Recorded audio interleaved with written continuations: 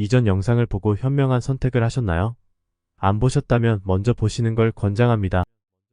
영상 시작합니다. 우선 선택을 했으니 상태 확인을 해야겠죠? 오늘은 보닛 부분만 체크를 하겠습니다. 보닛을 열어달라고 딜러에게 말하세요. 그리고 차의 휀다와 프론트 및 카울 둘레에 있는 도장 볼트를 확인하세요. 이해 안 되면 볼트 자리 전부 찾으시면 됩니다.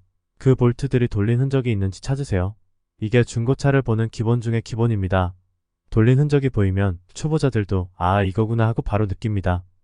휀다 단순 교환은 사고 처리를 안 하는 경우가 대부분이니까 볼트 돌린 흔적이 보인다면 무사고 차량일지언정 가능하면 걸으시길 바랍니다.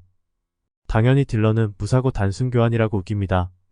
딜러들은 휀다 교환이 있으면 사고 차량으로 매입하고 무사고 차량으로 판매하니 이것만 알아도 딜러들이 여러분을 쉽게 못 봅니다. 두 번째는 차체 도장의 상태인데 이건 복불복입니다. 깨끗하면 더할 나위 없지만 팔기 위해 대충 도장하고 몇 개월이 지나면 도장면이 다 날아가는 예도 있으니 참고만 하시면 됩니다.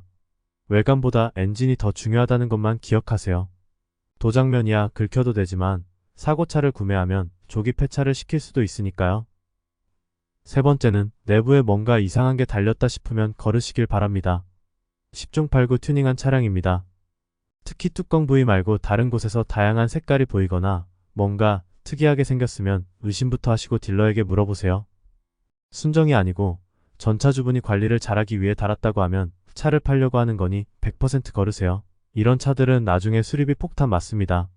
특히 휠이 좀 화려하다 싶으면 구매 후 하체를 수리할 확률이 높아지니 참고하시길 바랍니다. 단 스트럿바나 마이너스 접지는 괜찮습니다.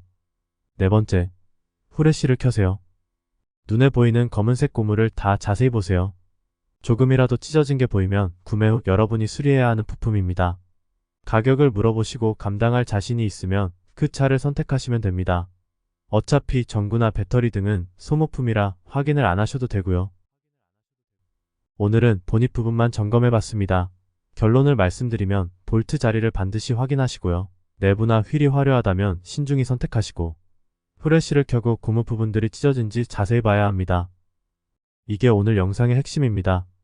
다음 편은 유리 연식 체크를 하는 방법에 관하여 말씀드리겠습니다. 끝까지 시청해주셔서 감사합니다.